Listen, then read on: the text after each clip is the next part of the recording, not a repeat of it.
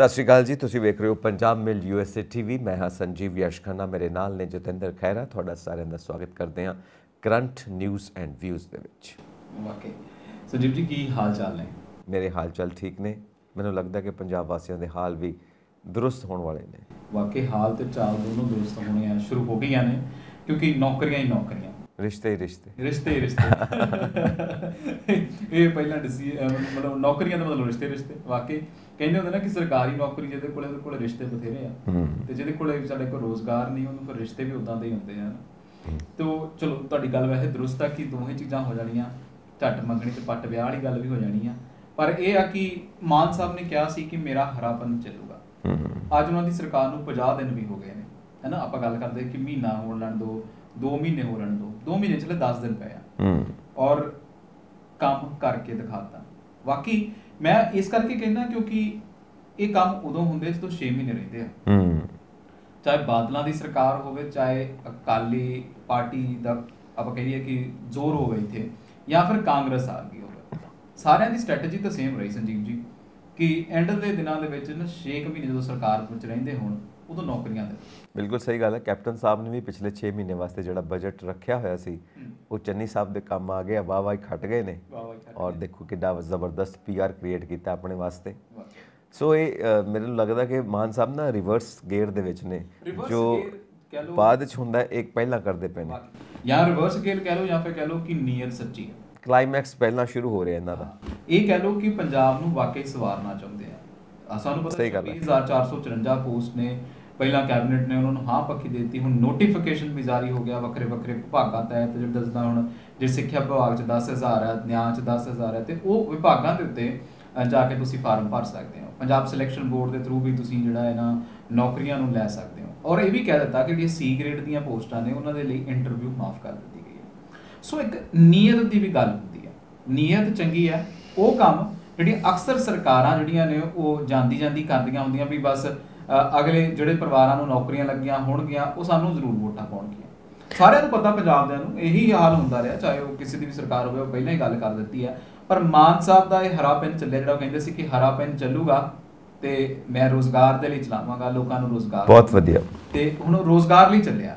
ਦੇਖੋ 26,000 ਮੰਨ ਕੇ ਚਲੋ, 26,500 ਥੋੜੀ ਪੋਸਟ ਨਹੀਂ ਹੈਗੀ ਸੰਜੀਵ ਜੀ। ਜੇ 26,000 ਪਰਿਵਾਰਾਂ ਨੂੰ ਨੌਕਰੀ ਮਿਲਦੀ ਆ, ਤੇ 26,000 ਦੇ ਨਾਲ ਤੁਸੀਂ ਹਿਸਾਬ ਲਾ ਲਓ ਕਿ ਕਿੰਨੇ ਜੀ ਜੁੜਦੇ ਨੇ। ਪੰਜਾਬ ਦੀ ਪੋਪੂਲੇਸ਼ਨ ਆ 3 ਕਰੋੜ ਦੀ। ਦੇਖੋ ਇਹਦੇ 'ਚ ਨਾ 2 ਚੀਜ਼ਾਂ ਹੁੰਦੀਆਂ ਨੇ। ਇਹ ਤਾਂ ਬਹੁਤ ਵਧੀਆ ਗੱਲ ਹੈ, ਤੁਹਾਨੂੰ ਇੰਪਲੋਇਮੈਂਟ ਮਿਲਣੀ ਚਾਹੀਦੀ ਆ। ਇੱਕ ਨਾ ਜਿੱਦਾਂ ਆਪਾਂ ਰਿਸ਼ਤੇ ਸ਼ੁਰੂ 'ਚ ਕਿਹਾ ਸੀ, ਉਹਦੇ 'ਚ ਪਤਾ ਕੀ ਹੋ ਜਾਂਦਾ, ਕਈ ਵਾਰ ਹਸਬੈਂਡ ਵਾਈਫ ਦੋਵੇਂ ਨੌਕਰੀ 'ਚ ਨੇ, ਡਬਲ ਤਨਖਾਹ, ਔਰ ਇੱਕ ਥਾਂ ਦੇ ਉੱਤੇ ਇੱਕ ਵੀ ਨੌਕਰੀ ਨਹੀਂ ਆ। ਇਹ ਚੀਜ਼ਾਂ ਬਹੁਤ ਹੁੰਦੀਆਂ ਨੇ। ਇਹ ਨਹੀਂ ਕਿ ਕੁੜੀਆਂ ਨੂੰ ਨੌਕਰੀ ਨਹੀਂ ਮਿਲਣੀ ਚਾਹੀਦੀ, ਉਹਨਾਂ ਨੂੰ ਬਰਾਬਰ ਮਿਲਣੀਆਂ ਚਾਹੀਦੀਆਂ ਨੇ, ਜੋ ਯੋਗਤਾ ਸਭ ਨੂੰ ਮਿਲਣੀ ਚਾਹੀਦੀ ਆ। ਮੈਂ ਇੱਕ ਇਕੁਏਸ਼ਨ ਦੇ ਰਿਹਾ ਕਿ ਕਈ ਥਾਂ ਦੇ ਉੱਤੇ। ਪਰ ਸੰਜੀਵ ਜੀ, ਮੈਨੂੰ ਇਹ ਚੀਜ਼ ਨਹੀਂ ਸਮਝ ਆਉਂਦੀ। ਦੇਖੋ ਤੁਹਾਨੂੰ ਨਾ ਰੋਜ਼ਗਾਰ ਤੁਹਾਡੇ ਕਾਬਲੀਅਤ ਤੇ ਮਿਲਿਆ। ਜਦੋਂ ਆਪਾਂ ਸਰਕਾਰੀ ਨੌਕਰੀ ਦੀ ਗੱਲ ਕਰਦੇ ਆ ਨਾ, ਤੇ ਬੜੇ ਸਾਰੇ ਇਮਤਿਹਾਨਾਂ ਦੇ ਵਿੱਚੋਂ ਲੰਘ ਕੇ ਅਸੀਂ ਨਿਕਲਦੇ ਆ। ਫਿਰ ਅਸੀਂ ਚਾਹੁੰਦੇ ਆ ਕਿ ਸਾਡਾ ਜੀਵਨ ਸਾਥੀ ਵੀ ਉਦਾਂ ਦਾ ਹੀ ਹੋਵੇ। ਉਹਦੇ ਵਿੱਚ ਕੋਈ ਹਰਜ ਨਹੀਂ, ਹਰਜ ਕੋਈ ਨਹੀਂ। ਕੋਈ ਕੁੜੀ ਮੁੰਡੇ ਇਕੱਠੇ ਕੰਮ ਕਰਦੇ ਨੇ, ਤੇ ਫਿਰ ਉੱਥੇ ਹੀ ਉਹ ਵਿਆਹ ਕਰਾ ਲੈਂਦੇ ਨੇ। ਮੈਨੂੰ ਲੱਗਦਾ ਕਿ ਇਹ ਤੁਹਾਡਾ ਆਪਣਾ ਨਿੱਜੀ ਹਿੱਤ ਆ।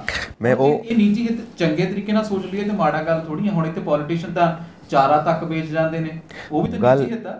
ਗੱਲ ਇਹ ਨਹੀਂ ਹੈ, ਇੱਦਾਂ ਹੋਣਾ ਚਾਹੀਦਾ। ਬਹੁਤ ਵਧੀਆ ਗੱਲ ਹੈ ਹਰੇਕ ਕੋਲ ਇੰਪਲੋਇਮੈਂਟ ਹੋਵੇ। ਮੈਂ ਇਹ ਨਹੀਂ ਕਹਿ ਰਿਹਾ, ਮੈਂ ਉਹਦੇ ਖਿਲਾਫ ਨਹੀਂ ਆ। ਮੈਂ ਇਹ ਕਹਿ ਰਿਹਾ ਹਾਂ ਕਿ ਜਿਹਦੇ ਕੋਲ ਨਹੀਂ ਨੌਕਰੀ ਮਿਲੀ ਹੈ, ਹੁਣ ਮੰਨ ਲਓ ਕੋਈ ਬੰਦਾ ਸਰਕਾਰੀ ਨੌਕਰੀ ਦੇ ਕਾਬਿਲ ਨਹੀਂ ਹੈ, ਹੁਣ ਰੋਟੀ ਦੀ ਭੁੱਖ ਤਾਂ ਉਹਨੂੰ ਵੀ ਲੱਗਣੀ ਹੈ ਨਾ, ਉਹਦੇ ਪਰਿਵਾਰ ਨੂੰ ਵੀ ਰੋਟੀ ਚਾਹੀਦੀ ਆ।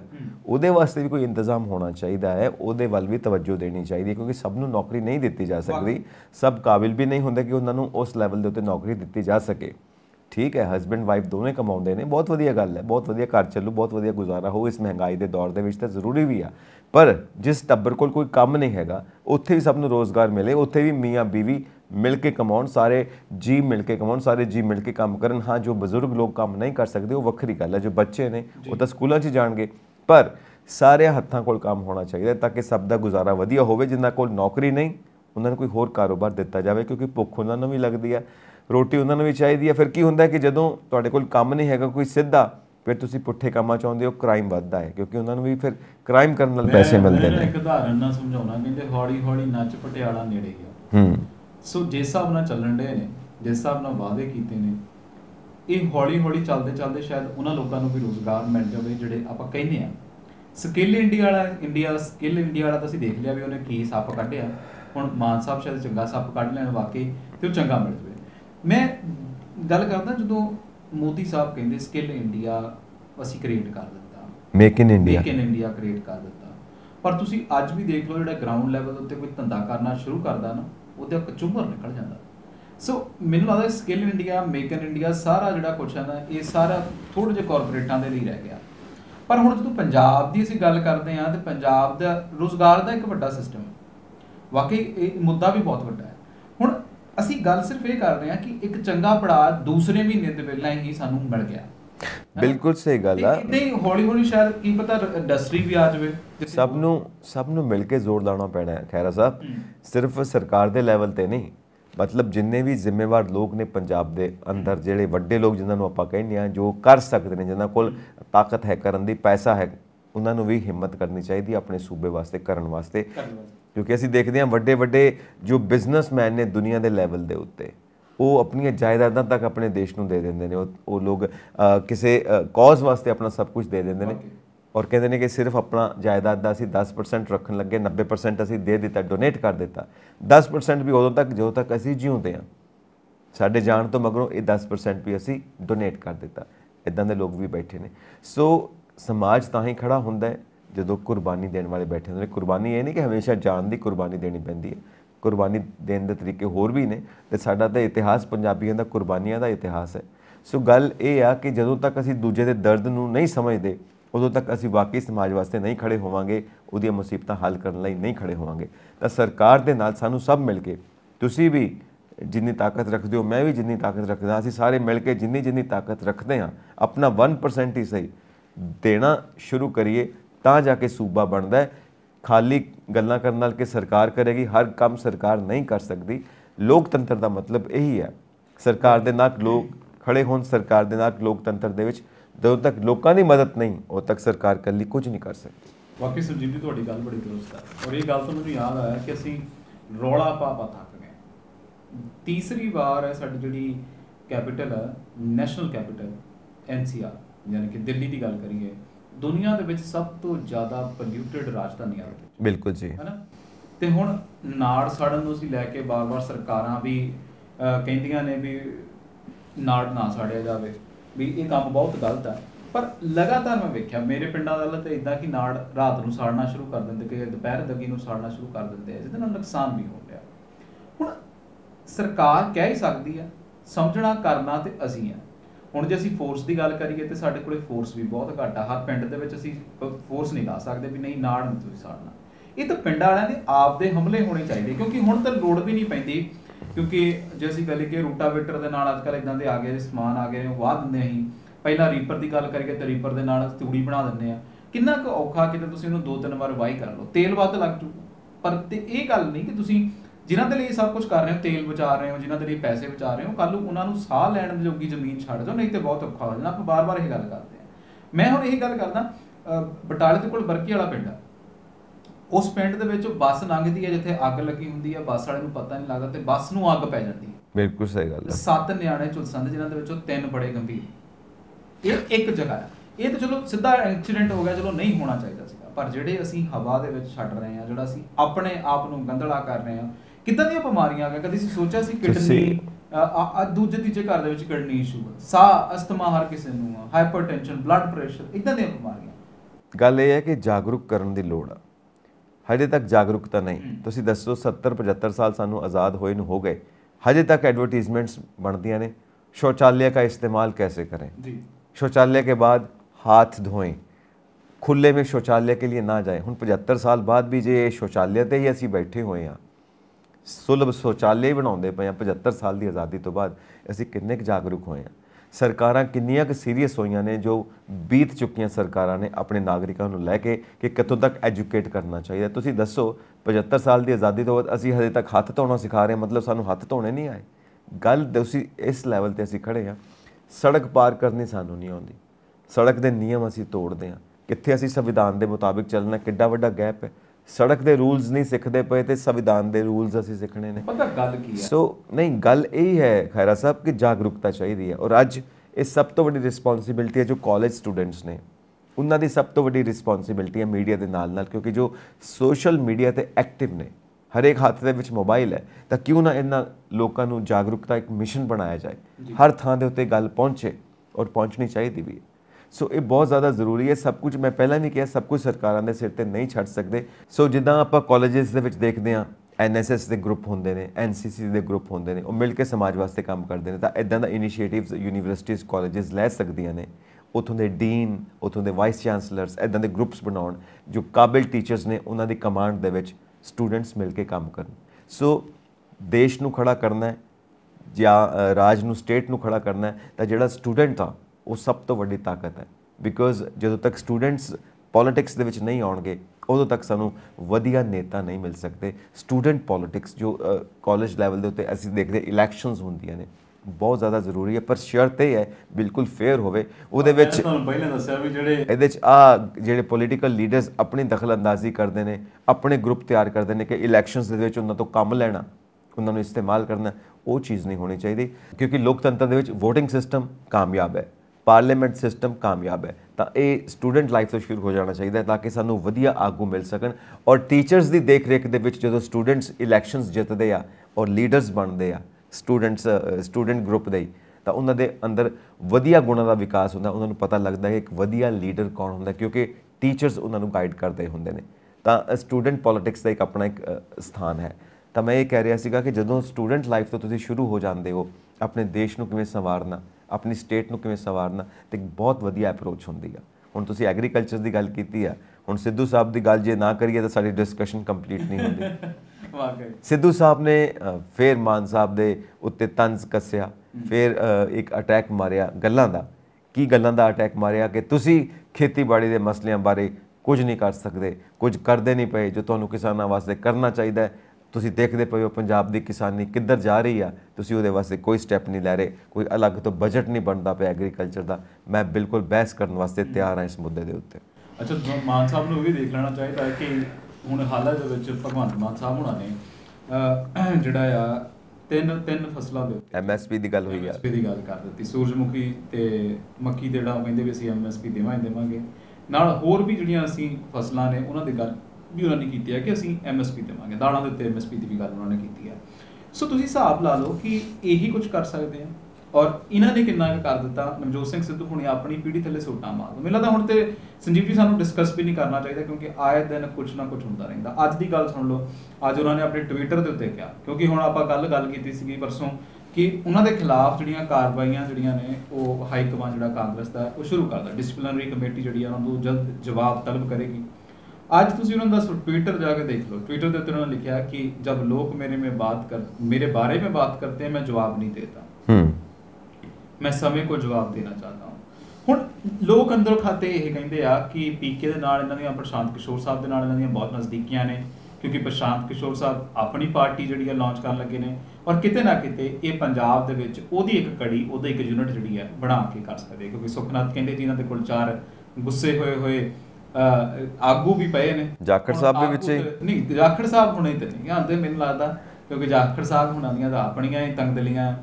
ਅੱਛਾ ਜਾਖੜ ਸਾਹਿਬ ਤੋਂ ਮੈਨੂੰ ਇੱਕ ਗੱਲ ਚੇਤੇ ਆ ਗਈ ਸੰਜੀਵ ਜੀ ਕਿਤੇ ਨਾ ਕਿਤੇ ਤੁਸੀਂ ਜਾਖੜ ਸਾਹਿਬ ਦੇ ਕੈਲੀਬਰ ਦਾ ਤੇ ਨਵਜੋਤ ਸਿੰਘ ਸਿੱਧੂ ਦੇ ਕੈਲੀਬਰ ਦੀ ਗੱਲ ਕਰੋ ਹੁਣ ਤਾਂ ਸਾਨੂੰ ਇਹ ਲੱਗਦਾ ਕਿ ਇਹ ਐਂਡ ਜੇ ਤੇ ਆ ਕੇ ਸਾਰੇ ਇੱਕੋ ਜਿਹੇ ਤਰੀਕੇ ਦੇ ਤਲੇ ਮਲੇ ਹੁੰਦੇ ਹਰ ਕਿਸੇ ਨੂੰ ਕੁਰਸੀ ਪਸੰਦ ਹੁੰਦੀ ਹੈ ਕੋਈ ਵੱਡਾ ਨਹੀਂ ਹੈਗਾ। ਪਰ ਤੁਸੀਂ ਦੇਖੋ ਜਦੋਂ ਜਾਖੜ ਸਾਹਿਬ ਨੂੰ ਲਾਇਆ ਗਿਆ ਸੀ ਤੇ ਨਵਜੋਤ ਸਿੰਘ ਸਿੱਧੂ ਨੂੰ ਲਾਇਆ ਗਿਆ ਸੀ ਤੇ ਜਾਖੜ ਸਾਹਿਬ ਉੱਥੇ ਮੌਜੂਦ ਸੀਗੇ ਸਟੇਜ ਤੋਂ ਬਕਾਇਦਾ ਸਪੀਚ ਦਿੰਦੇ ਨਜ਼ਰ ਆਉਂਦੇ ਆ ਉਹਨਾਂ ਦੇ ਨਾਲ ਖੜੇ ਰਹੇ ਚਾਹੇ ਜਿੱਦਾਂ ਦੀ ਮਰਜ਼ੀ ਉਹਨਾਂ ਨੇ ਸਪੀਚ ਦਿੱਤੀ ਉਹਨਾਂ ਨੇ ਕਿਹਾ ਵੀ ਮੈਨੂੰ ਤਾਂ ਸਮਝ ਨਹੀਂ ਆਉਂਦਾ ਮੇਰੇ ਨਾਲ ਕੀ ਹੋ ਗਿਆ ਬਹੁਤ ਕੁਝ ਸੁਣਾਇਆ ਉਹਨਾਂ ਨੇ ਸਟੇਜ ਤੋਂ ਆਪਣਾ ਭਾਂਬੜ ਕੱਢ ਕੇ ਹੁਣ ਤੁਸੀਂ ਨਵਜੋਤ ਸਿੰਘ ਸਿੱਧੂ ਦੇਖੋ ਰਾਜਾ ਵੜਿੰਗ ਟਾਈਮ ਮੁੜ ਗਿਆ ਨਾ ਪਾਰਕਿੰਗ ਦੇ ਵਿੱਚ ਉੱਥੋਂ ਹੱਥ ਕਹਿੰਦੇ ਮਿਲਾਇਆ ਕਿ ਖਰੇ ਨਹੀਂ ਮਿਲਾਇਆ ਪਾਰਕਿੰਗ 'ਚ ਆਏ ਕਾਂਗਰਸ ਭਵਨ ਦੀ ਉੱਥੋਂ ਹੀ ਮੁੜ ਗਏ। ਇਹ ਜੇਰਾ ਚਾਹੀਦਾ ਹੁੰਦਾ ਕੁਰਸੀਆਂ ਤੋਂ ਜਦੋਂ ਤੁਹਾਨੂੰ ਕੁਰਸੀ ਤੋਂ ਲਾ ਦਿੱਤਾ ਜਾਂਦਾ ਤੁਹਾਡੀ ਕਿੰਨੀ ਕੁ ਪ੍ਰਧਾਨਗੀ ਉਹ ਕਹਿੰਦੇ ਸੀ ਨਾ ਕਿ ਉਹਨੂੰ ਕੈਪਟਨ ਸਾਹਿਬ ਨੂੰ ਤਾਂ ਮੇਰਾ ਸਾਥ ਦੇਣਾ ਚਾਹੀਦਾ ਸੀ। ਹੁਣ ਤੇ ਕੈਪਟਨ ਸਾਹਿਬ ਹੀ ਦੇਖ ਲਓ ਕੈਪਟਨ ਸਾਹਿਬ ਨੂੰ ਜਦੋਂ ਲਾ ਦਿੱਤਾ ਤਾਂ ਕੈਪਟਨ ਸਾਹਿਬ ਹੁਣੀ ਉਧਰ ਵੀ ਮੌਜੂਦ ਰਹੇ। ਦੇਖੋ ਗੱਲ ਇਹ ਆ ਕਿ ਹਰ ਇੱਕ ਦਾ ਨਾ ਆਪਣੀ ਚਾਲ ਚੱਲਣ ਦਾ ਤਰੀਕਾ ਵੱਖਰਾ ਹੁੰਦਾ ਪੋਲੀਟਿਕਸ ਹੈ ਕੋਈ ਵੀ ਬੰਦਾ ਆਪਣੇ ਫਾਇਦੇ ਤੋਂ ਬਿਨਾ ਕੋਈ ਵੀ ਮੂਵ ਨਹੀਂ ਲੈਂਦਾ। ਪਰ ਮੈਂ ਇਹ ਗੱਲ ਕਹਿਣ ਡਿਆ ਵੀ ਤੁਸੀਂ ਪਬਲਿਕਲੀ ਗੱਲ ਕਰਦੇ ਨਾ, ਜਦੋਂ ਕਿਸੇ ਦੇ ਉੱਤੇ ਆਉਂਦੀ ਫਿਰ ਨਵਜੋਤ ਸਿੰਘ ਸਿੱਧੂ ਕਹਿੰਦੇ ਵੀ ਉਹਨੂੰ ਤਾਂ ਮੇਰੇ ਲਾਗੇ ਹੋਣਾ ਚਾਹੀਦਾ ਸੀ, ਮੇਰਾ ਭਰਾ ਬਣਨਾ ਚਾਹੀਦਾ ਸੀ, ਮੇਰਾ ਵੱਡਾ ਪਿਓ ਬਣਨਾ ਚਾਹੀਦਾ ਸੀ, ਉਹ ਬਣਿਆ ਨਹੀਂ। ਰਾਜਾ ਵੜਿੰਗ ਟਾਈਮ ਤੁਹਾਨੂੰ ਯਾਦ ਨਹੀਂ ਆਇਆ ਵੀ ਤੁਸੀਂ ਸਟੇਜ ਸ਼ੇਅਰ ਕਰਨੀ ਸੀਗੀ, ਤੁਹਾਡਾ ਵੱਡਾ ਛੋਟਾ ਭਰਾ ਸੀਗਾ। ਫਿਰ ਕੀ ਹੋਇਆ, ਕੱਲ ਜਦੋਂ ਸਿੱਧੂ ਮੂਸੇ ਦੇ ਨਾਲ ਤੁਸੀਂ ਰੀਲਾਂ ਪਾਉਣੇ ਸੀਗੇ, ਉਦੋਂ ਤਾਂ ਤੁਸੀਂ ਰਾਜਾ ਵੜਿੰਗ ਤੇ ਇਕੱਠੇ ਏਅਰਪੋਰਟ ਨੂੰ ਜਾਂਦੇ ਸੀਗੇ। ਹੁਣ ਅੱਜ ਛੇਤੀ ਛੇਤੀ ਟੁੱਟ ਗਈ ਤੜਕ ਕਰਕੇ। ਸੋ ਇਹ ਪਛਾਣਿਆ ਜਾਂਦਾ, ਬੰਦਾ ਪਛਾਣਿਆ ਜਾਂਦਾ। ਤੁਸੀਂ ਕੱਲ ਕਿਸੇ ਦੇ ਨਾਲ ਹੱਸ ਗੱਲਾਂ ਕਰਨ ਦੇ ਸੀ, ਖੜੇ ਸੀਗੇ ਤੁਸੀਂ ਸਟੇਜਾਂ ਤੋਂ, ਕਹਿੰਦੇ ਆ ਮੇਰਾ ਛੋਟਾ ਭਰਾ ਆ, ਮੇਰਾ ਵੱਡਾ ਭਰਾ ਆ। ਕੀ ਕੱਲ ਨੂੰ ਕੁਰਸੀ ਹਾਈਕਮਾਨ ਨੇ ਖੋਲੀ ਤਾਂ ਤੇਰਾ ਛੋਟਾ ਭਰਾ ਵੀ ਚਲਾ ਗਿਆ ਤਾਂ ਵੱਡਾ ਭਰਾ ਵੀ ਚਲਾ ਗਿਆ, ਤੁਹਾਡਾ ਕੀ ਕਿਰਦਾਰ, ਕੀ ਅਖਲਾਕ ਹੈ? ਸੋ ਇੱਕ ਮੈਂ ਗੱਲ ਕਰਨਾ ਚਾਹੁੰਦਾ ਹਾਂ ਕਿ ਆਪ ਦਾ ਅਖਲਾਕ ਕੁਛ ਨਹੀਂ ਆ, ਤੁਸੀਂ ਆਏ ਦਿਨ ਮਾਨ ਸਾਹਿਬ ਨੂੰ ਵਸੀਤਾ ਦਿੰਦੇ ਆ ਕਿ ਚੋਰਾਂ ਦੀ ਸਰਕਾਰ ਆ, ਫਲਾਨੀ ਸਰਕਾਰ ਆ, ਫਲਾਨੀ ਢਮਕਾਨੀ ਸਰਕਾਰ ਆ, ਲੁੱਟ ਲਿਆ, ਮਜ਼ਾ ਲੈ ਲਿਆ, ਤੁਸੀਂ ਬੱਦੀ ਚਲੇ ਜਾਵੇ। ਬਈ ਤੁਹਾਡੇ ਹੁੰਦਿਆਂ ਸਭ ਕੁਝ ਹੋ ਗਿਆ। ਤੁਸੀਂ ਗੱਲ ਇਹ ਹੈ, ਉਹ ਖਸਿਆਨੀ ਬਿੱਲੀ ਖੰਭਾ ਨੋਚੇ ਵਾਲੀ ਗੱਲ ਹੁੰਦੀ ਹੈ, ਕਿਉਂਕਿ ਹੁਣ ਆਪਣੇ ਹੱਥ ਪੱਲੇ ਕੁਝ ਰਿਹਾ ਨਹੀਂ ਤੇ ਗੱਲਾਂ ਹੀ ਕਰਨੀਆਂ ਨੇ, ਹੋਰ ਕੀ ਕਰਨਾ। ਗੱਲ ਇਹ ਆ ਕਿ ਕੰਮ ਨਹੀਂ ਕਰਨ ਦੇਣਾ ਕੰਮ ਕਰਨ ਵਾਲਿਆਂ ਨੂੰ। ਹੁਣ ਪ੍ਰਤਾਪ ਬਾਜਵਾ ਜੀ ਨੇ ਗੁਰਦਾਸਪੁਰ ਪ੍ਰੈਸ ਕਾਨਫਰੰਸ ਕਰ ਦਿੱਤੀ, ਜਿਸ ਸੰਵਿਧਾਨ ਦੀਆਂ ਧੱਜੀਆਂ ਉਡਾਉਂਦੀ ਪਈ ਹੈ ਮਾਨ ਸਰਕਾਰ। ਦੱਸੋ, ਹੁਣ ਤੁਸੀਂ ਸਾਲਾਂ ਤੋਂ ਬੈਠੇ ਸੀ ਸਿਆਸਤ ਦੇ ਵਿੱਚ, ਸਾਲਾਂ ਤੋਂ ਵਜ਼ਾਰਤ ਤੁਸੀਂ ਸੰਭਾਲੀ ਹੋਈ ਹੈ, ਇਹਨਾਂ ਨੇ 50 ਦਿਨ ਦੇ ਅੰਦਰ ਸਾਰੇ ਸੰਵਿਧਾਨ ਦੀਆਂ ਧੱਜੀਆਂ ਉਡਾ ਦਿੱਤੀਆਂ। ਔਰ ਉਧਰ ਸੁਖਬੀਰ ਬਾਦਲ ਜੀ ਉਹ ਮਿਲ ਕੇ ਆਏ ਨੇ ਸਾਡੇ ਗਵਰਨਰ ਸਾਹਿਬ ਨੂੰ, ਉੱਥੇ ਮੰਗ ਪੱਤਰ ਦੇ ਕੇ ਆਏ ਨੇ ਕਿ ਕ੍ਰਾਈਮ ਵੱਧਦਾ ਪਿਆ, ਪ੍ਰਸ਼ਾਸਨ ਦਾ ਬੁਰਾ ਹਾਲ ਹੋ ਗਿਆ।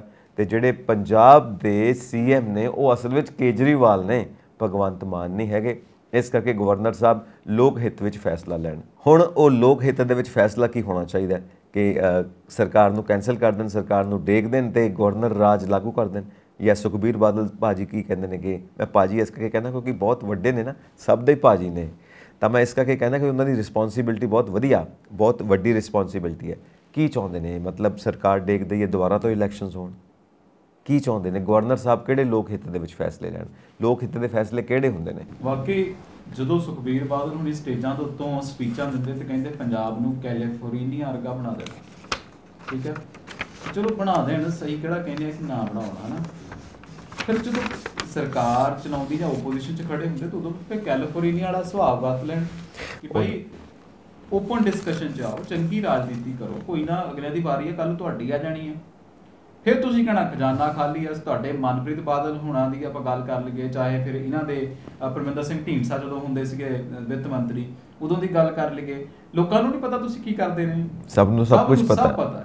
ਤੁਸੀਂ ਸੱਤਾ ਤੋਂ 2 ਵਾਰ ਦੂਰ ਰਹੇ ਹੋ, 2015 ਤੋਂ 2017 ਤੋਂ, ਤੁਹਾਨੂੰ ਨਹੀਂ ਪਤਾ ਕਿ ਤੁਸੀਂ ਕਿਉਂ ਦੂਰ ਰਹੇ ਹੋ। ਸੋ ਕਿਤੇ ਨਾ ਹੁਣ ਗੱਲਾਂ ਇਹ ਆ ਕਿ ਇਹ ਦੋ ਪਾਰਟੀਆਂ ਜਦੋਂ ਵੱਡੇ ਧਨਾੜ ਹਾਰ ਜਾਣ ਨਾ, ਤਾਂ ਫਿਰ ਮਿਲ ਕੇ ਛੋਟਾ ਜਿਹੜਾ ਜਿੱਤਿਆ ਹੁੰਦਾ ਨਾ, ਉਹਨੂੰ ਖੇਲਣ ਨਹੀਂ ਦਿੰਦੇ, ਨਾ ਖੇਲਣਾ ਨਾ ਖੇਲਣ ਦੇਣਾ। ਬਿਲਕੁਲ। ਸੋ ਉਹ ਇਹ ਕਹਿੰਦੇ ਆ ਕਿ ਹੁਣ ਇੱਕ ਖਿਲਾਫ ਪੈਦਾ ਕੀਤਾ ਜਾ ਰਿਹਾ। ਤੁਸੀਂ ਦੇਖਿਆ ਹੋਣਾ 2014 ਤੇ 2000 ਦੇ ਵਿੱਚ, ਜਿਹੜਾ 14 ਤੋਂ ਬਾਅਦ ਜਿਹੜਾ ਸੀਜ਼ਨ ਆਇਆ, ਇੱਕ ਖਿਲਾਫ ਪੈਦਾ ਕੀਤਾ ਗਿਆ ਸੀ ਕਿ ਹਿੰਦੂਵਤਾਂ ਨੂੰ ਖਤਰਾ। ਹੁਣ ਸੇਮ ਖਿਲਾਫ ਇਹ ਦੋਹੇ ਧਨਾੜ ਪਾਰਟੀਆਂ ਪਾਉਂਦੀਆਂ, ਪੰਜਾਬ ਨੂੰ ਖਤਰਾ ਹੈ, ਪੰਜਾਬ ਦੀ ਇਕਜੁੱਟਤਾ ਨੂੰ ਖਤਰਾ ਹੈ। ਇਹ ਸਰਕਾਰ ਦਿੱਲੀ ਤੋਂ ਚੱਲਦੀ, ਅਸੀਂ ਦਿੱਲੀ ਨਹੀਂ ਚੱਲਣ ਦੇਵਾਂਗੇ। ਵਿੱਚ ਰੌਲਾ ਇਹ ਵੀ ਪੈ ਜਾਂਦਾ ਕਿ ਖਾਲਿਸਤਾਨੀਆਂ ਦੇ ਨਾਲ ਲਿੰਕ ਜੁੜਦੇ ਜੀ। ਦੇਖੋ, ਐਕਸਪਰਟ ਨੇ ਇੱਕ ਥਾਂ ਤੇ ਇਹ ਗੱਲ ਵੀ ਕੀਤੀ, ਜਿਹੜਾ ਇਹ ਪਟਿਆਲੇ ਦਾ ਮਸਲਾ ਹੋਇਆ, ਕਿਉਂਕਿ ਜੋ ਸਭ ਨੇ ਆਪਣੀ ਆਪਣੀ ਰਾਏ ਦੇਣੀ ਹੈ, ਲੋਕਤੰਤਰ ਹੈ, ਸਭ ਨੂੰ ਆਪਣੀ ਆਪਣੀ ਰਾਏ ਦੇਣ ਦਾ ਪੂਰਾ ਹੱਕ ਹੈ। ਇੱਕ ਥਾਂ ਤੇ ਇਹ ਵੀ ਥਿਊਰੀ ਸਾਹਮਣੇ ਆਈ ਕਿ ਯਾਰ ਮਾਹੌਲ ਨੂੰ ਤਾਂ ਕੁਝ ਵੀ ਨਹੀਂ ਹੋਇਆ, ਕੁਝ ਬੀਜੇਪੀ ਦੇ ਲੋਕ ਸੀ, ਕੁਝ ਸ਼੍ਰੋਮਣੀ ਅਕਾਲੀ ਦਲ ਦੇ ਲੋਕ ਸੀ, ਉਹਨਾਂ ਦੀ ਆਪਸ ਵਿੱਚ ਝੜਪ ਹੋ ਗਈ। ਇਹ ਐਵੇਂ ਮਸਲਾ ਬਣਾਈ ਜਾਂਦੇ ਨੇ ਕਿ ਹਿੰਦੂਆਂ ਦਾ ਤੇ ਸਿੱਖਾਂ ਦਾ ਮਸਲਾ ਹੋ ਗਿਆ। ਇੱਦਾਂ ਦੀ ਤਾਂ ਕੋਈ ਗੱਲ ਨਹੀਂ, ਨਾ ਇਹ ਹਿੰਦੂਆਂ ਦਾ ਮਸਲਾ, ਨਾ ਇਹ ਸਿੱਖਾਂ ਦਾ ਮਸਲਾ, ਇਹ ਤਾਂ ਸ਼੍ਰੋਮਣੀ ਅਕਾਲੀ ਦਲ ਦਾ ਤੇ ਬੀਜੇਪੀ ਦਾ ਆਪਸੀ ਮਸਲਾ ਹੈ। ਇਹਨਾਂ ਨੂੰ ਉੱਥੇ ਹੀ ਰਹਿਣ ਦਿਓ। ਇਹ ਤਾਂ ਦੋ ਪੋਲੀਟੀਕਲ ਪਾਰਟੀਜ਼ ਦੇ ਜਿਹੜੇ ਨੁਮਾਇੰਦੇ ਨੇ, ਜਿਹੜੇ ਵਰਕਰਸ ਨੇ, ਉਹਨਾਂ ਦਾ ਆਪਸੀ ਮਸਲਾ ਹੈ। ਅੱਛਾ, ਚਲੋ ਆਪਾਂ 50 ਦਿਨਾਂ ਦੀ ਗੱਲ ਕਰ ਲੈਂਦੇ ਹਾਂ, ਤੇ ਇੱਕ ਬੰਨੇ 110 ਦਿਨ ਜਿਹੜੇ ਸੀਗੇ ਚੰਨੀ ਸਾਹਿਬ ਦੇ, ਉਹਦੀ ਗੱਲ ਕਰਦੇ ਹਾਂ। 36,000 ਮੁਲਾਜ਼ਮ ਕਹਿੰਦੇ ਪੱਕਾ ਕਰ ਦੇਣਾ, ਮੈਂ ਆ ਕਰਤਾ, ਉਹ ਕਰਤਾ, ਫਲਾਨ ਕਰਤਾ, ਸਾਡੇ ਹੀ ਪੈਸੇ, ਸਾਡੇ ਹੀ ਖਰਚ ਲਏ, ਤੇ ਸਾਨੂੰ ਹੀ ਬਾਅਦ ਚੋਂ ਬਿੱਲੀਆਂ ਦਿਖਾ ਕੇ ਚਲੇ ਗਏ। ਹੁਣ ਤੁਸੀਂ ਦੂਸਰੇ ਬੰਨੇ ਦੂਸਰੇ ਮਹੀਨੇ ਦੀ ਗੱਲ ਕਰ ਲਓ, ਅਗਲੇ ਨੇ ਨੋਟੀਫਿਕੇਸ਼ਨ ਕੱਢ ਮਾਰਿਆ, ਭਰਤੀ ਵੀ ਹੋ ਜਾਊਗੀ, ਸਭ ਕੁਝ ਹੋ ਜਾਣਾ। ਚਲੋ 4 ਸਾਲ ਹਲੇ ਆਪਾਂ ਜੇ ਨੋਟ ਕਰੀਏ ਤੇ ਕਿੰਨੇ ਸਾਲ ਪਏ ਹਲੇ? ਹਜੇ ਤੇ 50 ਦਿਨ ਬੀਤੇ ਨੇ, ਹਲੇ 4 ਸਾਲ ਤੇ 10 ਮਹੀਨੇ ਪਏ। ਬਈ ਤੁਹਾਡੇ ਵਾਂਗੂ ਉਹਨਾਂ ਨੇ ਅਖੀਰ ਤੇ ਜਾ ਕੇ ਫੈਸਲੇ ਤੇ ਨਹੀਂ ਲਏ। ਫਿਰ ਦੂਸਰੇ ਬੰਨੇ ਤੁਸੀਂ ਕਿਹੜੀ ਰਿਹਾਇਸ਼ ਖਾਲੀ ਕਰਾਈ ਸੀ ਸਰਕਾਰੀ? ਤੁਸੀਂ ਕਿਹਦੇ ਕੋਲ ਗੱਡੀਆਂ ਵਾਪਸ ਕਿਹੜੀ ਸਿਕਿਉਰਿਟੀ ਵਾਪਸ ਹੋਈ ਸੀ? ਤੁਸੀਂ ਕਿਹੜਾ ਚੈੱਕ ਕੀਤਾ ਸੀ ਕਿ ਪ੍ਰਾਈਵੇਟ ਫੰਡ ਕਿਹਨੇ ਕਿੱਥੇ ਕਦੋਂ ਲਾਇਆ? ਗੱਲ ਤੇ ਇਹ ਹੈ ਨਾ ਕਿ ਉਹ ਕੰਮ ਕਰ ਰਹੇ ਆ ਤੇ ਇਹ ਕਰਨ ਨਹੀਂ ਦੇਣਾ ਚਾਹੁੰਦੇ, है ना। ਹੁਣ ਕਹਿੰਦੇ ਨੇ ਕਿ जब खुलेंगे कागज तो नाम तो सबके आएंगे, जो मिटा रखे हैं नक्श उनके भी दिख जाएंगे। ਹੁਣ ਉਹ ਕਿਤੇ ਨਾ ਕਿਤੇ ਤੇ ਫਿਰ ਗਲਤੀਆਂ ਰਹਿ ਹੀ ਜਾਂਦੀਆਂ, ਜਿੰਨਾ ਮਰਜ਼ੀ ਬਚਾ ਲਓ, ਜਿੱਥੇ ਮਰਜ਼ੀ। ਮੈਨੂੰ ਤਾਂ ਕਈ ਵਾਰ ਲੱਗਦਾ ਕਿ ਕਈ ਲੋਕਾਂ ਦੀਆਂ ਜਿਹੜੀਆਂ ਇਹ ਵਿਚਾਰਧਾਰਾਵਾਂ ਸਾਹਮਣੇ ਆ ਰਹੀਆਂ ਨੇ, ਕਿਉਂਕਿ ਆਪਾਂ ਇਹਨਾਂ ਨੂੰ ਹੀ ਦੇਖਦੇ ਨਾ ਜਿਹੜੇ ਪੋਲੀਟੀਕਲ ਐਨਾਲਿਸਟ ਬੈਠੇ ਹੋਏ ਨੇ ਕਿ ਇਹ ਕੀ ਕਹਿੰਦੇ ਨੇ, ਇਹ ਇਹਨਾਂ ਦੀਆਂ ਵਿਚਾਰਧਾਰਾਵਾਂ ਇਹ ਸਾਹਮਣੇ ਆ ਰਹੀਆਂ ਨੇ ਕਿ ਇਹ ਕਿਉਂ ਨਹੀਂ ਕੰਮ ਕਰਨ ਦੇਣਾ ਚਾਹੁੰਦੇ, ਕਿਉਂਕਿ ਇਹਨਾਂ ਨੂੰ ਡਰ ਲੱਗਿਆ ਹੋਇਆ ਕਿ ਇਹਨਾਂ ਦੀਆਂ ਜਿਹੜੀਆਂ ਛੁਪੀਆਂ ਹੋਈਆਂ ਸਾਰੀਆਂ ਫਾਈਲਾਂ ਨੇ ਕਿਤੇ ਬਾਹਰ ਨਾ ਆ ਜਾਣ, ਇਹਨਾਂ ਨੇ ਜੋ ਕੁਝ ਕੀਤਾ ਹੈ ਕਿਤੇ ਉਹ ਉਜਾਗਰ ਨਾ ਹੋ ਜਾਵੇ। ਜਦੋਂ ਪਬਲਿਕ ਦੇ ਸਾਹਮਣੇ ਉਜਾਗਰ ਹੋ ਗਿਆ ਤਾਂ ਉਸ ਤੋਂ ਬਾਅਦ ਸਾਰਾ ਪੋਲੀਟੀਕਲ ਕੈਰੀਅਰ ਖਤਮ ਹੋ ਜਾਣਾ ਹੈ। ਹੁਣ ਪਿੱਛੇ ਜਿਹੜੀਆਂ ਜ਼ਮੀਨਾਂ ਦੀ ਗੱਲ ਹੋ ਰਹੀ ਹੈ ਕਿ ਜਿਹੜੀਆਂ ਜ਼ਮੀਨਾਂ ਦੱਬੀ ਬੈਠੇ ਨੇ, ਤਾਂ ਉਹਦੇ ਵਿੱਚ ਕੀ ਹੋਇਆ ਕਿ ਇੱਕ ਗਰੀਬ ਪਰਿਵਾਰ, ਉਹਦੇ ਕੋਲ ਕੋਈ ਜ਼ਮੀਨ ਸੀ ਤੇ ਉਹਨਾਂ ਨੇ ਵਾਪਸ ਕੀਤੀ, ਤੇ ਫਿਰ ਉਹਨਾਂ ਨੂੰ ਉਹ ਮਾਤਾ ਜੀ ਨੂੰ ਜਾ ਕੇ ਆਨਰ ਕੀਤਾ, ਉਹਨਾਂ ਵਾਸਤੇ ਕਣਕ ਲੈ ਕੇ ਗਏ, ਮਾਨ ਸਾਹਿਬ ਨੇ ਭਿਜਵਾਇਆ, ਉਹ ਮੰਤਰੀ ਸਾਹਿਬ ਗਏ ਤੇ ਉਹਨਾਂ ਨੇ ਜਾ ਕੇ ਆਨਰ ਕੀਤਾ, ਸ਼ੁਕਰੀਆ ਅਦਾ ਕੀਤਾ, ਧੰਨਵਾਦ ਕੀਤਾ। ਭਾਈ ਬਾਈ ਮਿਸਟੇਕ ਜਾਂ ਜਿੱਦਾਂ ਵੀ ਜੋ ਵੀ ਕਾਰਨ ਰਹੇ, ਕਾਫੀ ਦੇਰ ਤੋਂ ਜ਼ਮੀਨ ਸੀ ਉਹਨਾਂ ਨੇ ਮੋੜ ਦਿੱਤੀ ਤੇ ਉਹ ਸ਼ਗਨ ਕਰਕੇ ਆਏ ਉਹਨਾਂ ਨੂੰ ਕਿ ਜੇ ਅੱਗੋਂ ਵੀ ਕੋਈ ਤੁਹਾਨੂੰ ਕੋਈ ਵਿੱਤੀ ਸਹਾਇਤਾ ਦੀ ਲੋੜ ਹੋਏਗੀ ਅਸੀਂ ਤੁਹਾਡੇ ਨਾਲ ਖੜੇ ਹਾਂ। ਤਾਂ ਅੰਦਰੋਂ ਨਿਊਜ਼ ਇਹ ਵੀ ਆ ਰਹੀਆਂ ਨੇ ਕਿ ਜਿਹੜੇ ਅਸਲ ਰਸੂਖ ਵਾਲੇ ਲੋਕ ਨੇ, ਵੱਡੇ ਵੱਡੇ ਲੋਕ ਨੇ ਜਿਨ੍ਹਾਂ ਨੇ ਜ਼ਮੀਨਾਂ ਦੇ ਉੱਤੇ ਕਬਜ਼ੇ ਕੀਤੇ ਹੋਏ ਨੇ, ਉਹ ਕਹਿੰਦੇ ਨੇ ਕਿ ਬਈ ਜ਼ਮੀਨਾਂ ਵਾਪਸ ਲੈ ਲਓ ਪਰ ਸਾਡਾ ਧੰਨਵਾਦ ਨਾ ਕਰਿਓ, ਕਿਉਂਕਿ ਜੇ ਧੰਨਵਾਦ ਕਰੋਗੇ ਫਿਰ ਨਾ ਉਜਾਗਰ ਹੋ ਜਾਣੇ ਨੇ ਨਾ, ਬਾਹਰ ਆ ਜਾਣੇ ਨੇ ਕਿ ਇਹਨਾਂ ਨੇ ਜ਼ਮੀਨਾਂ ਦੱਬੀਆਂ ਹੋਈਆਂ ਨੇ ਤੇ ਕੱਲ ਨੂੰ ਪੋਲੀਟੀਕਲ ਕੈਰੀਅਰ ਖੜੱਪ ਹੋ ਜਾਣਾ। ਸੋ ਅੱਛਾ, ਮੈਂ ਉਹੀ ਗੱਲ ਸੋਚਦਾ ਸੀ ਸੰਜੀਵ ਜੀ ਕਿ ਕੰਮ ਤਾਂ ਬੜੇ ਕਰਨ ਵਾਲੇ ਆ। ਬਿਲਕੁਲ। ਹੁਣ ਜਦੋਂ ਅਸੀਂ ਗੱਲ ਕਰਦੇ ਹਾਂ ਕਿ ਇਹਨਾਂ ਦੀਆਂ ਗੱਲਾਂ ਕਰੀ ਜਾਂਦੇ, ਆਪਾਂ ਕਹਿੰਦੇ ਆਹ ਕਰਤਾ, ਉਹ ਕਰਤਾ, ਜੋ ਕਰਤਾ। ਸਤੋਜ ਪਿੰਡ ਦੇ ਵਿੱਚ ਫਿਸ਼ਰ ਮੰਜੇ ਤੇ ਬਹਿ ਕੇ ਗੱਲਾਂ ਕਰਨ ਡਿਆ ਸੀ ਆਪਦੇ ਪਿੰਡ ਵਾਲਿਆਂ, ਸਿਕਿਉਰਿਟੀ ਵਾਲੇ ਨੂੰ ਕਹਿੰਦਾ ਉਹ ਖੜੇ ਹੋ ਜਾਓ, ਕੋਈ ਨਾ ਮੇਰੇ ਪਿੰਡ ਦੇ ਆ। ਕਿਹੜਾ ਸੀਐਮ ਜਿਹੜਾ ਪਿਛਲੇ ਦਿਨੀ ਆ ਵੀਆਈਪੀ ਟਰਮਲ ਤੋੜਦਾ ਨਜ਼ਰ ਆਇਆ ਔਰ ਚੰਗੇ ਤਰੀਕੇ ਨਾਲ ਗੱਲਾਂ ਕਰਦਾ ਨਜ਼ਰ ਆਇਆ। ਸੋ ਇੱਕ ਤਰੀਕੇ ਦੇ ਨਾਲ ਬਦਲਾਅ ਦੀ ਰਾਜਨੀਤੀ ਚੱਲ ਪਈ ਆ। ਇਹ ਬਦਲਾਅ ਸ਼ਾਇਦ ਹਜਮ ਨਹੀਂ ਹੋ ਰਿਹਾ, ਇਸ ਕਰਕੇ ਖਲਾਅ ਪੈਦਾ ਕੀਤਾ ਜਾ ਰਿਹਾ ਕਿ ਸਰਕਾਰ ਫਲਾਣੇ ਥਾਂ ਤੋਂ ਚੱਲਦੀ ਆ, ਇਹ ਪੰਜਾਬ ਨੂੰ ਫਲਾਣੇ ਦਾ ਖਤਰਾ ਹੈ, ਪੰਜਾਬ ਦੇ ਵਿੱਚ ਗੈਂਗ ਦਾ ਰਾਜ ਹੈ, ਫਲਾਣੇ ਦੇ ਵਿੱਚ। ਤੁਸੀਂ ਦੇਖੋ ਇਹ ਹੁਣ 2 ਮਹੀਨਿਆਂ ਦੇ ਵਿੱਚ ਗੈਂਗ ਤਾਂ ਨਹੀਂ ਪੈਦਾ ਹੋਊਗੀ। ਬਿਲਕੁਲ ਸਹੀ ਗੱਲ। 2 ਮਹੀਨਿਆਂ ਦੇ ਵਿੱਚ ਬਿਸ਼ਨੋਈ ਤਾਂ ਨਹੀਂ ਪੈਦਾ ਹੋਇਆ, ਇਹ 2 ਮਹੀਨਿਆਂ ਦੇ ਵਿੱਚ ਤਾਂ ਨਹੀਂ ਤੁਸੀਂ ਗੌਂਡਰ ਪੈਦਾ ਕਰਤਾ। ਇਹ ਹੁਣ ਇਹ ਗੱਲਾਂ ਸਾਰੀਆਂ ਪਹਿਲੀਆਂ ਨੇ।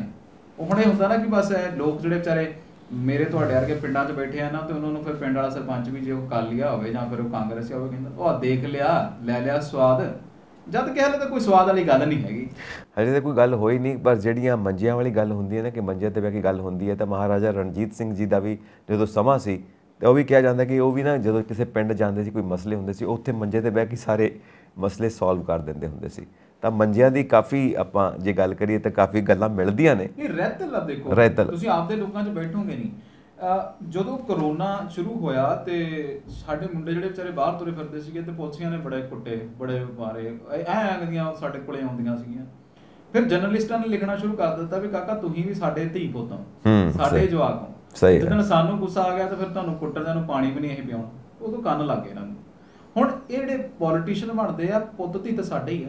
ਉਹ ਗੱਲ ਵੱਖਰੀ ਕਿ ਇਹਨਾਂ ਦੀ ਲੀਡ ਕਲਾਸ ਹੋ ਜਾਂਦੀ ਹੈ, ਬਾਅਦ 'ਚ ਸਾਨੂੰ ਕਦੇ ਟੱਕਰਦੇ ਨਹੀਂ, ਸਾਡੇ ਵਿੱਚੋਂ ਹੀ ਗਏ ਨੇ, ਵਿੱਚੋਂ ਹੀ ਗਏ। ਜੇ ਸਾਡੇ ਵਿੱਚ ਬਣ ਕੇ ਰਹਿਣ ਦਾ ਟ੍ਰੈਂਡ ਆ ਜਾਵੇ ਨਾ ਤਾਂ ਸਾਰੇ ਮਸਲੇ ਹੀ ਹੱਲ ਹੋ ਜਾਣਗੇ। ਬਿਲਕੁਲ, ਸਾਰੇ ਮਸਲੇ ਹੱਲ ਹੋ ਜਾਣਗੇ। ਔਰ ਭਗਵੰਤ ਮਾਨ ਸਾਹਿਬ ਸਾਹਮਣੇ ਅਜੇ ਵਿੱਤੀ ਮਸਲੇ ਵੀ ਨੇ, ਪ੍ਰਸ਼ਾਸਨਿਕ ਮਸਲੇ ਵੀ ਨੇ ਤੇ ਵਿਰੋਧੀ ਧਿਰਾਂ ਵੀ ਦੁਆਲੇ ਹੋਈਆਂ ਨੇ, ਤਾਂ ਇਹ ਵੀ ਬਹੁਤ ਵੱਡੇ ਵੱਡੇ ਮਸਲੇ ਨੇ। ਤੇ ਅਸੀਂ ਇਹੀ ਅਰਦਾਸ ਕਰਦੇ ਹਾਂ ਸਾਰੇ ਮਸਲੇ ਹੱਲ ਹੋਣ ਔਰ ਅਸੀਂ ਸਾਰੇ ਪੰਜਾਬ ਵਾਸੀ ਮਿਲ ਕੇ ਸਾਰੇ ਮਸਲੇ ਹੱਲ ਕਰੀਏ ਤਾਂ ਕਿ ਵਾਕਈ ਰੰਗਲਾ ਪੰਜਾਬ ਬਣੇ। ਵਾਕਈ ਸੰਜੀਵ ਜੀ, ਚੱਲੀਏ ਫਿਰ। ਔਰ ਰੰਗਲਾ ਪੰਜਾਬ ਜਦੋਂ ਅਸੀਂ ਕਹਿੰਦੇ ਨਾ ਫਿਰ ਸਾਡਾ ਜਾਣ ਦਾ ਟਾਈਮ। ਤੁਸੀਂ ਦੇਖਦੇ ਰਹੋ ਪੰਜਾਬ ਮੇਲ USA TV ਔਰ ਆਪਣੇ ਜਵਾਕਾਂ ਨੂੰ ਪੰਜਾਬ ਬਾਰੇ ਦੱਸੋ, ਪੰਜਾਬੀਅਤ ਦੇ ਨਾਲ ਜੁੜੇ ਰਹੋ, ਚੰਗੇ ਇਨਸਾਨ ਬਣੋ ਤੇ ਚੰਗੀਆਂ ਕਿਤਾਬਾਂ ਪੜ੍ਹੋ ਤਾਂ ਤੁਸੀਂ ਜ਼ਿੰਮੇਵਾਰ ਹੋ ਸਕੋ। ਸਤਿ ਸ਼੍ਰੀ ਅਕਾਲ। ਸਤਿ ਸ਼੍ਰੀ ਅਕਾਲ।